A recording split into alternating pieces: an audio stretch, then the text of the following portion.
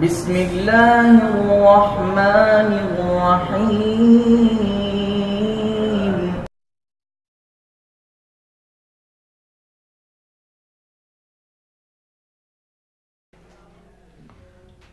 السلام علیکم ورحمۃ اللہ وبرکاتہ۔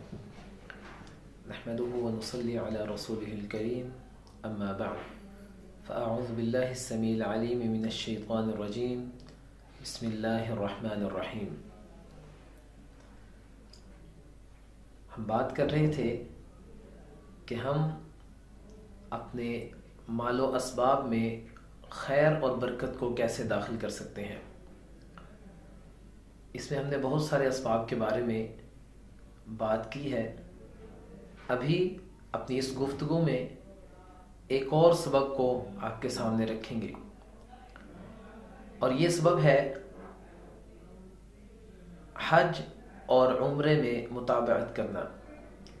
یعنی اگر کوئی شخص عمرہ کر چکا ہے تو وہ اپنی استطاعت کے مطابق حج کی تیاری کرے، اور کوئی حج کر چکا ہے تو اگر استطاعت ہے تو پھر عمرے کی تیاری کرے۔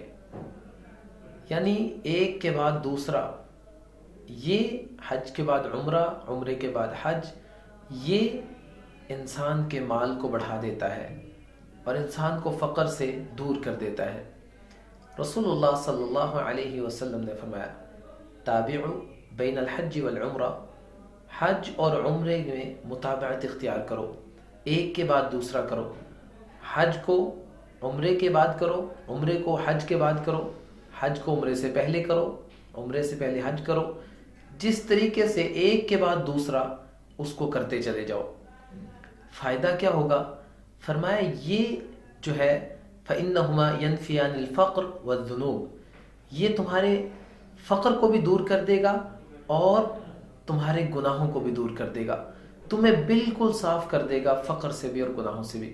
اس کے بعد فرمایا ایسے صاف کر دے گا جیسے لوہے سے، چاندی سے اور سونے سے میل کو صاف کر دیتی ہے بھٹی۔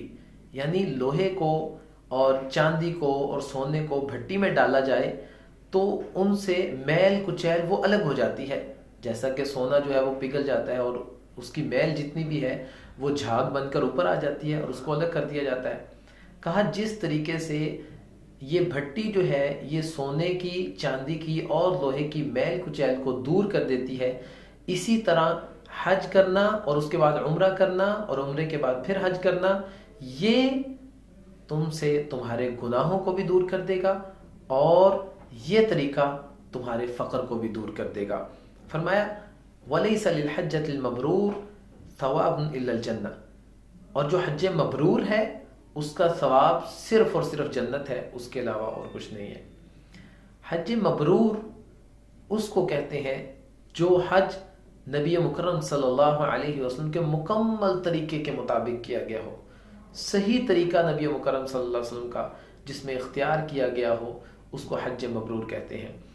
تو نبی مکرم صلی اللہ علیہ وسلم کی مکمل حدیث جو ہم نے ابھی سنی کہ تم حج کے بعد عمرہ کرو، عمرے کے بعد حج کرو، ان دونوں کے درمیان مطابقت اختیار کرو، یہ تمہیں فقر سے اور گناہوں سے پاک کر دے گا۔ یہ طریقہ جیسے بھٹی لوہے سے، چاندی سے اور سونے سے میل کچیل کو الگ کر دیتا ہے، اور حج مبرور کا ثواب صرف اور صرف جنت ہے۔ تو ہمیں اس سبب کو بھی اپنے سامنے رکھنا چاہیے۔ ہم میں سے ایسے لوگ جو استطاعت رکھتے ہیں حج کی، عمرے کی، انہیں حج اور عمرہ وہ زیادہ سے زیادہ کرنا چاہیے، اور یہ طریقہ ہمارے مالوں کو کم نہیں کرتا بلکہ ہمارے مالوں کو بڑھا دیتا ہے۔ اللہ تعالیٰ سے دعا ہے اللہ تعالیٰ ہمیں عمل کرنے کی توفیق عطا